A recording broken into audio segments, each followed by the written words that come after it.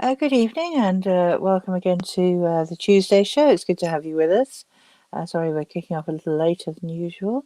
The internet in East London has been absolutely rubbish, and because of that, we have lost one of our guests altogether. That's the Newham curse has struck again, but we do have one special guest with us this evening. My name is Jenny Fisher. I'm the editor of East London News, and I'm going to be hosting your Tuesday show. And with us, let's meet our guest straight off.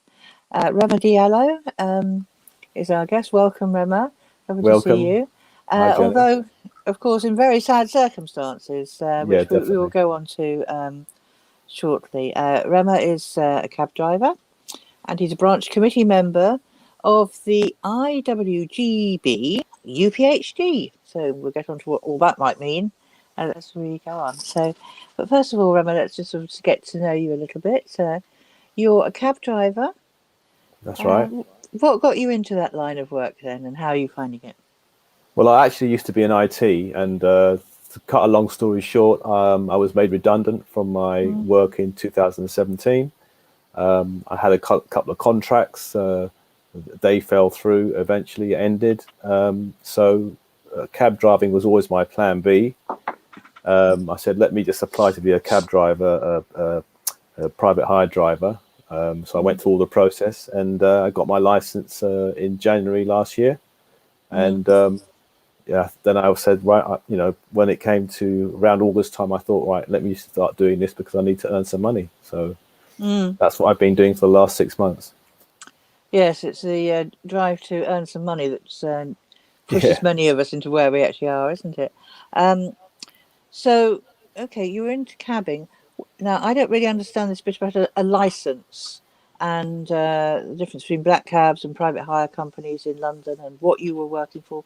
We used to have just local cab offices, and now there are these bigger companies. Uber, we were talking about last week, but there are other ones as well. Bolt, I think. So, can you just explain the scene to us a bit?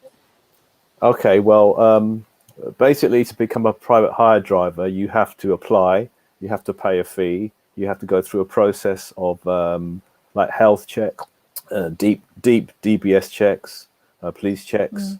Mm. You have to prove you've got some kind of understanding and a qualification in English, and you have to go do a topological test. So you have to be able to read maps, etc. And there's a test you have to Oh, pass, and then then TfL basically give you a license. Once you have that license lasts for a year, and then you can download. There are four platforms. There's Uber, Bolt, Ola, and Free now. And basically, you can riders can, when they download those, they can basically get any, on any platform, they can get any cab that's in the area. right. Yeah. Okay. Oh, that's a helpful explanation. Obviously, across East London, we do have a lot of people who either have been driving cabs for a while or have resorted to it more recently. So um, that's a good start, and I know a number of people are very interested. Um, so, having become a cab driver, or I don't know if they're called cab drivers, if you're Pri- working for these platforms, Private hire uh, driver. a private hire driver. That Yeah, sounds.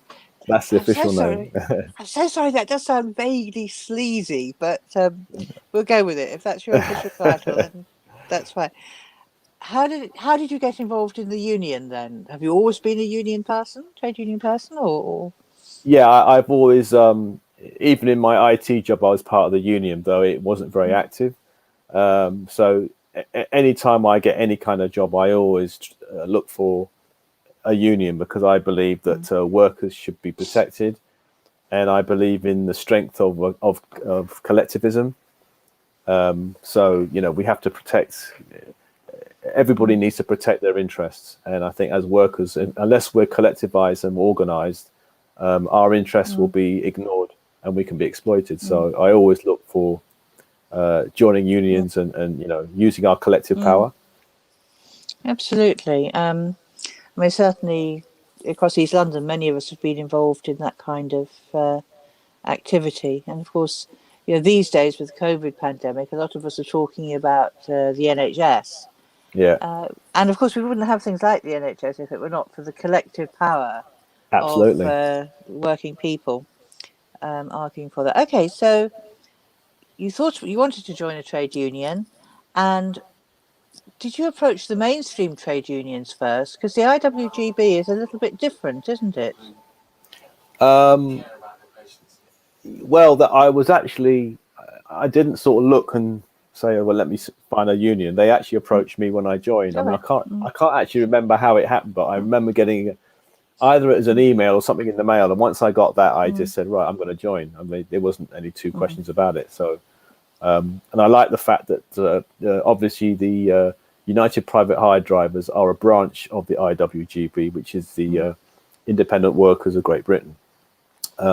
So, and there are different branches. There's the couriers. There's different sort of branches, which I also like. There is also a cleaners branch.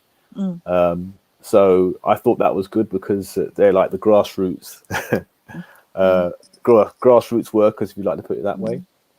So Yeah, and I think and I looked it up for last week's program. I think it was the IWGB has been recognised as a trade union yeah, by the certification officer.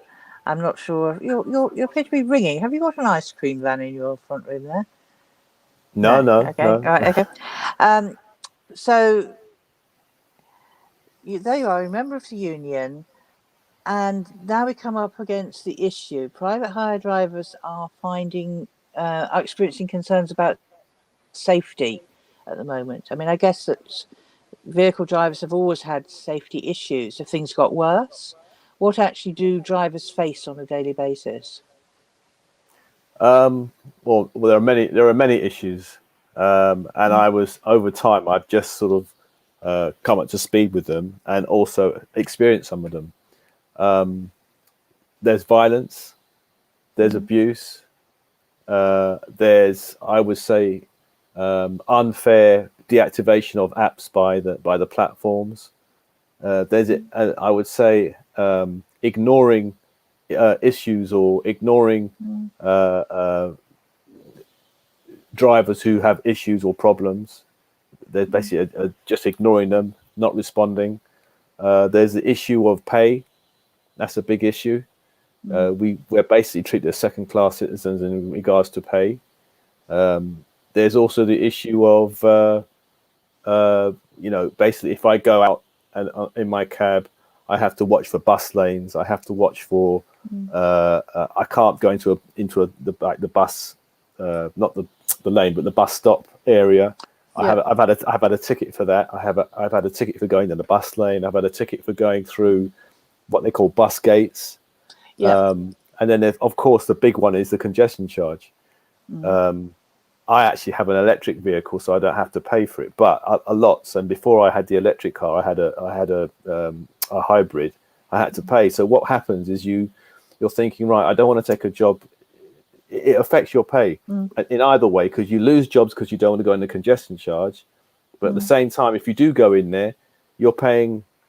I was paying £300 a month just for the congestion charge. I mean, some drivers that work over the weekends, they're paying £400. So it's stressful. It's stressful, and it can be a bit dangerous because suddenly you think, oh, I'm going the congestion charge, or I'm going to a bus lane. You're trying to turn or avoid it, and the black cabs can go anywhere. This is not an attack on them at all, but we believe that we should have the same access because we are a service. We're giving a service to the public. And we're giving a service that the black cabs don't give, because in certain areas, black cabs, you don't find them. People they use Uber or Bolt, or they use whatever app they have to get from A to B, and But it's like a bridge, isn't it? Because the situation used to be that you could either hail a black cab or go to a certain minicab office. That's right. But you couldn't hail anybody else in the street. So I must admit, I've never used an app. I've actually hardly ever used an app at all, but I've certainly never used one to go anywhere. So I don't go many places. But I can see how it could have been useful to be able to do that. Yeah. although obviously that's a whole debate of itself. So I think that brings us to the point now where we can begin to talk about something that happened to a colleague of yours called Gabriel. And while we're talking about Gabriel, if you could perhaps show the first slide we've got, not in fact, we can show the first slide, which is the poster that you've been putting around about Gabriel, and tell us, Rema, what actually happened to Gabriel. Yeah, well, on the 17th of this month, Gabriel had a Bolt. A rider called him on Bolt, and he went to the place where he was called to. Now, I'm not sure of the specific details in detail, but I know he was found in the Haringey area. He was found around 7 o'clock, slumped in his car, and he'd been stabbed. And he died. And it was quite a brutal attack, and it seems to have been unprovoked. I know that the police are, I think they've arrested some 2 or 3 people. I'm not sure of the details, but he's a private hire driver is dead. There's no specific reason why he or any of us should suffer that. Of course, we feel for the family. It's a devastating loss and a wasted loss of life. And of course, all of us are threatened and saddened by it. And we're scared. And we don't feel we should have to, put up with this. And we want action to be done. We want something to be done. We don't want his death to be a waste, and we don't want him to have died in vain. And we want something done, and it needs to be done swiftly, because as we say, Gabriel's life matters. Yeah, that's fine, and we're having a look now at the poster. We can see Gabriel on the left, and how the union have come together to support him and to remember him. Absolutely. And to make sure that other people are perhaps a little safer. I think obviously there are many jobs where people have been attacked and where people have been injured or murdered. None of us is immune from that. But I suppose the problem with private hire drivers is that you're on your own. Yeah. And away from other potential sources of help. You don't work in an office where you could call people when somebody's being difficult. And there's obviously you're like a little capsule, aren't you, with the payments actually occurs. A shop worker can face assault, we know that. But at least mostly that's in an open shop. When you're hidden away in that cab, your transaction is in very close circumstances. That's right. And in the last, since the new year, there have been 12 stabbings and 1 killing. Now, those 12 stabbings could have been 12 killings. It's just so unfortunate, and we're so sad for Gabriel and his family. But we're determined not to make his death be in vain. It's hardly any time at all since New Year. 12 since the New Year. That's just 12. In 2 months. That's right. It's a very high number, really, compared even with the number of stabbings in London. Have the police put forward any theories as to why there might be so many? Obviously, you can't report exactly, but is there any sort of talk going around as to why so many drivers are getting stabbed now? I think part of it is because we're seen as being, how can I put it, inferior workers. I think that race does play a part to it to a degree. I think also the fact that a lot of drivers are migrants, or they speak, their first language is not English. So I think that contributes to it as well. So this has been going on for, I think you can talk to most drivers and they'll tell you that they've had incidents or had situations where people have been rude, abusive. Even about 2-3 weeks ago, we had an internal meeting, and one of the drivers said he was literally assaulted by 3 people in the cab because he wouldn't turn the music up high enough, and they told him, "Oh, go back home, go back home." So this is a reality, and so if these things could happen to anybody, and if Gabriel can, be basically killed, murdered, then it can happen to any of us at any time. I mean, when you're driving a cab, I live in West London. I can end up in Southeast London. I can end up at Heathrow Airport. I can end up in Cambridge. I can end up anywhere. And you have got no idea who you're picking up in regards to, people can sign up. They don't have to give their details specifically. They're just their bank account or a bank account. They can put X as their name. Whereas, for instance, when I signed up, I had to show my passport, my driving license, my name, every single thing. I have to show my picture is on the app. I have to every morning. I have to, or periodically, I have to take a picture of my face to make sure, which is fine. I understand that. So if we have to be basically, show that who we are and be verified, then I think riders should be, and especially now we've had a situation where someone's died, and I mean they seem to have caught the people, but sometimes that's not the case. They don't know, because someone could call a cab for someone else. Yes. That can happen. So we have some ideas of what we want the platforms to do. Yes, let's move on to that. I mean, I should just say, if any viewer would like to make a comment, you can do so in the comment box on our Facebook page, or you can ring into the studio and talk to Rema direct on 020 8 12345 07.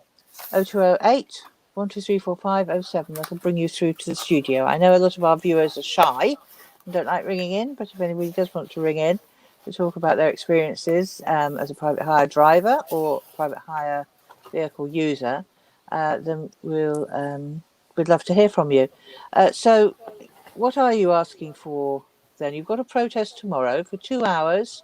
That's You're going right. to shut down the apps, the companies, the platforms. Yeah. And I don't know what you're going to do during those 2 hours to mark Gabriel's death. And then, of course, there's the demands of the campaign. Why you're actually taking this action? So tell us about that.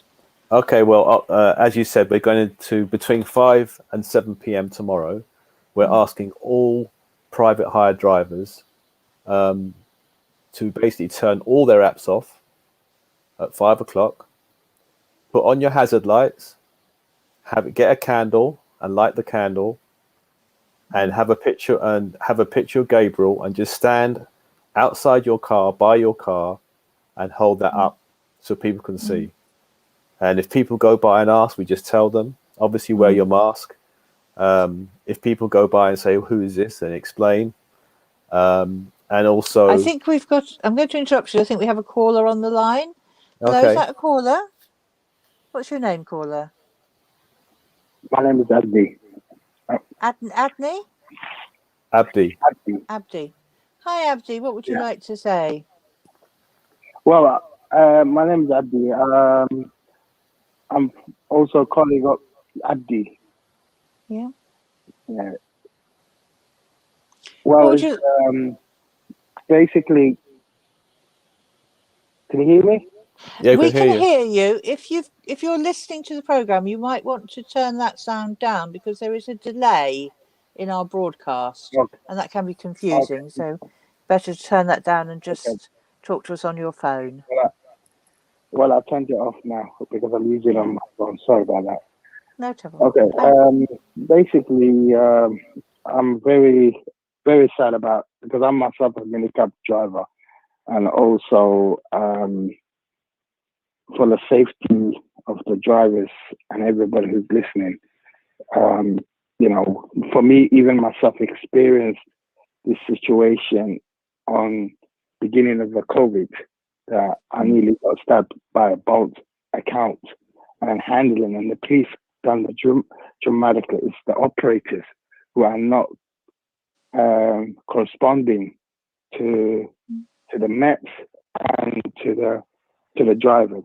So obviously, operators like Uber, Bolt, Ola, free now, they're not actually taking on board on our safety in a measure.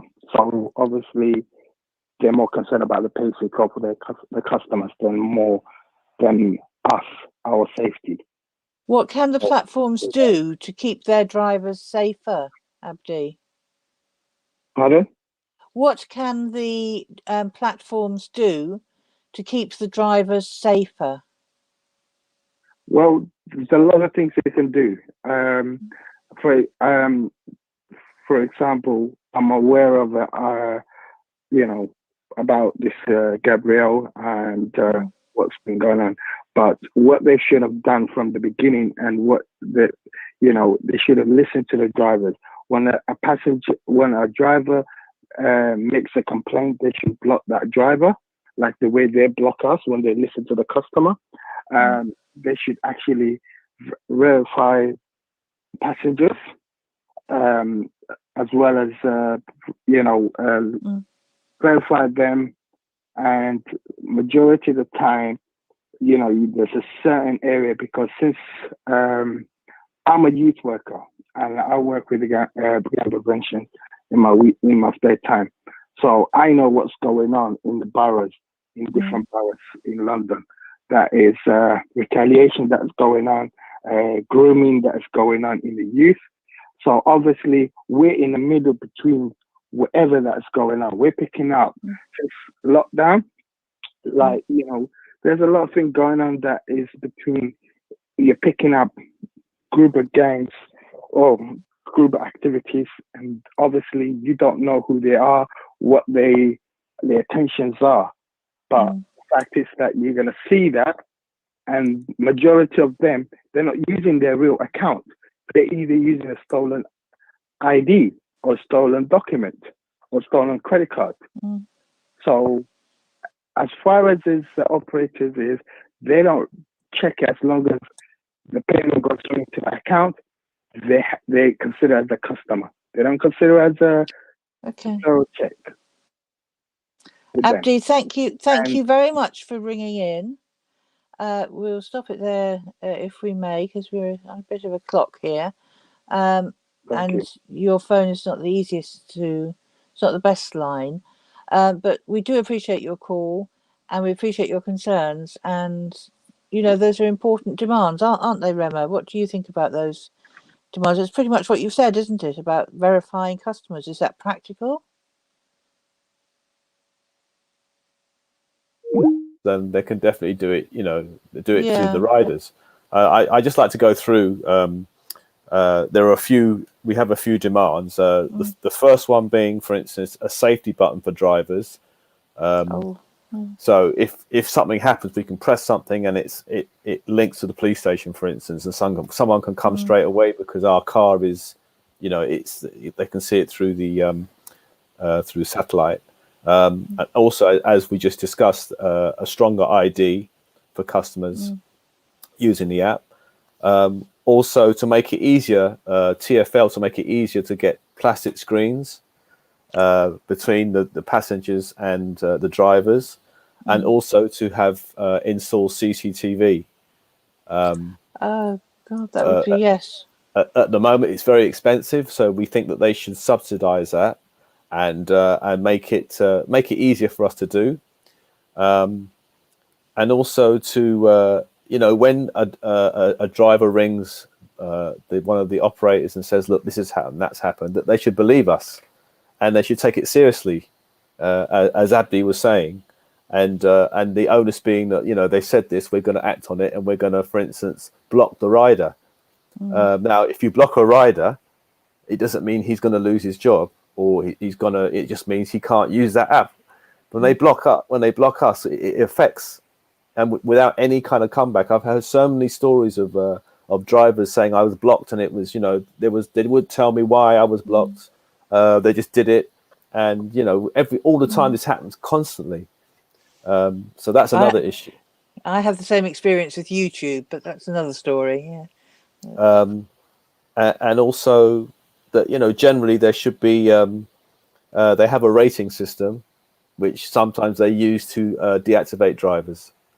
And when you deactivate a driver, as I said, it affects their income and their livelihood. A lot of drivers do this for their living, so it really affects. I mean, in any job you're doing, if there was a complaint against you, you wouldn't lose your job on that day.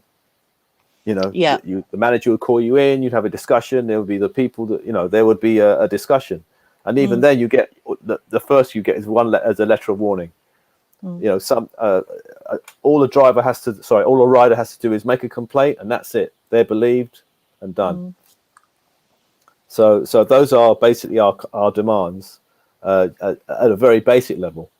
No, it's I mean, I'd never thought of the CCTV point. I don't know how, but it's a very good one. I don't know how useful it would be, because I know there's very good CCTV on buses, and I know that because as a journalist we get access to a lot of police press releases, constantly showing us photographs of people who've committed crime on buses. Yeah. So I'm not sure that it's as a deterrent. I don't know if people who go onto buses in order to attack other people realise how good the CCTV is. I don't know what the clear-up rate is, but certainly it must be something of a deterrent. Well, you can't stop something 100%, but you can definitely stop it 95% or be a massive deterrent. With CCTV, people will see that a CCTV is in their cab and they'll think twice. These are things that the TfL and the operators can quite easily and quickly do. And we've asked to sit down and talk to them. So let's sit down and talk. This is a person has died. He's been stabbed. He was defenseless. He couldn't do anything. He didn't know maybe where he was going. I've ended up in all kind of different places. I don't know who I'm picking up. It could be anybody. It's just not fair, and it's not right, and it needs to change, and it needs to change now. Okay, this is we're coming towards the end of our time. So if you'd like to ring into the programme, I think it's your last chance now. 0208 1234 if you've got any other points to make. I think you've set out your case very powerfully, Rema, and it's been very good listening to you. And it's very reassuring to know that there are such thoughtful people involved in the movement. We don't often hear from the driver's side. Too often it's been a case of just, are passengers safe using Uber? But you've really put a case for drivers as well. Just one more thing. You mentioned migrant workers. I know IWGB makes a point of trying to organise migrant workers. Is there diversity in the private hire movement? And do you get any women drivers? There are a few women drivers. We have a woman driver who's actually on the UPHD committee. But as far as that, well, there are a lot of drivers who I would say their first language is not English, or who migrated here in the last 5-10 years from all different communities. And also, which is a fact that I didn't realize, is that 96% of private hire drivers are from the BAME community. So, and there are nearly 240,000 private hire drivers in the UK, and around 100,000 in London. So we're a big community. We're a massive community. And I think I wanted to really push very strongly is that a lot of people I've taken in my cab, I asked, so why did you take a cab? He says, because I didn't want to take the bus because I'm scared of COVID and I feel safer. We are giving a service to the community, which others don't give. Give in a different way. If you get on a bus and you do something, you can't get away with certain things on London transport. So why aren't we seen in that same light? We've got so many disadvantages and so many things, and now this is really highlighted. This death of Gabriel has really highlighted the inequality and the immorality of how we're being treated. Well, I think that's a very powerful note. I'd love to carry on talking with you, but I'm aware we're very close to the end of our time, and you very kindly stayed on and given us this full account. Maybe another day you can come on and we can carry. We were talking before we went live. We were talking about Africa, and that was very interesting. as well. So the minute, I was going to say if anything happens in Africa, obviously things are happening in Africa all the time. But if something comes that we want to talk about on the Tuesday show, I know where to come now. No problem. So lovely. Well, thank you very much for being our guest tonight, Rema, and giving such a very good account of yourself. Thank you. And we will think of you between 5 and 7 tomorrow evening.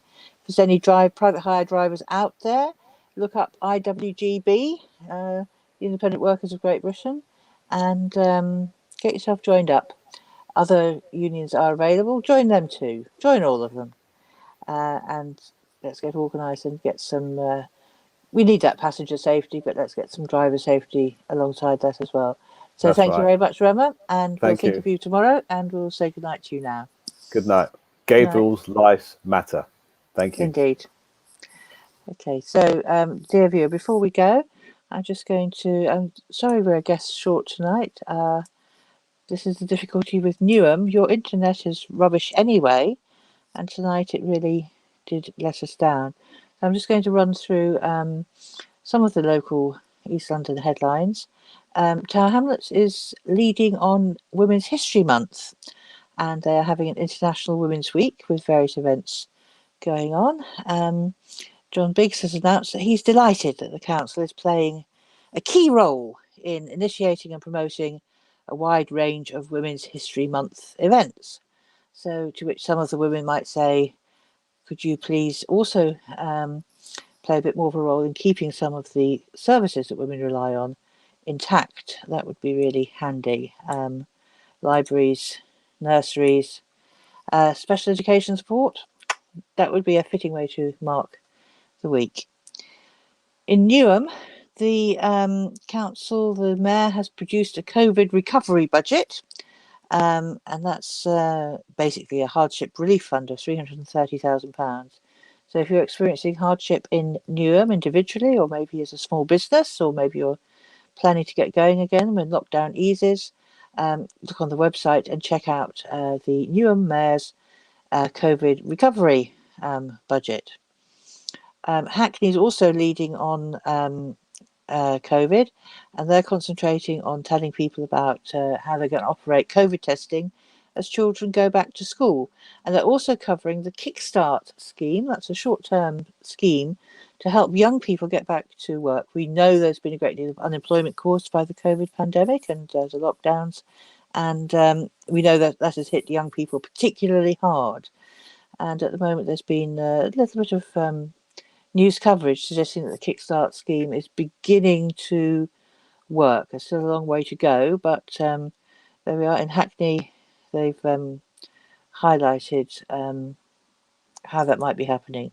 Barking and Dagenham is just utterly confusing. They have a news page which has no news on it. So there is information about coronavirus on their website, but I can't tell you what the news actually is because it's never easy to find it in Barking and Dagenham. Maybe nothing much happens there. And then I'm also looking at Redbridge, which is equally bemusing. Their news page doesn't have any news on it. I think they're right at the bottom. Redbridge Council is serving up top tips for Food Waste Action Week. Well, there we are. They've got a Food Waste Action Week challenge that seems to be organised independently of International Women's Day. So that's what's happening across our region. We have some exciting programmes lined up in the next couple of weeks for you, hopefully with better internet connections. Do contact us if you have a campaign or an organisation which is doing something over the course of the month of March. We are happy to advertise what you're doing and to talk to you. If somebody's closing your road or closing your library or putting forward a new budget which is causing you problems, you've got issues with COVID support in your area, hospitals, whatever it is, get in touch with us and we'd be happy to cover your topic. But I'm afraid it's the end of our shortened news programme tonight. And all we can say is we look forward to seeing you next week. Have a wonderful International Women's Day on Monday, the 8th of March, the day that most of the schools in the region will be reopening. And we'll see you on Tuesday, the 9th of March. Thank you for watching. Good night.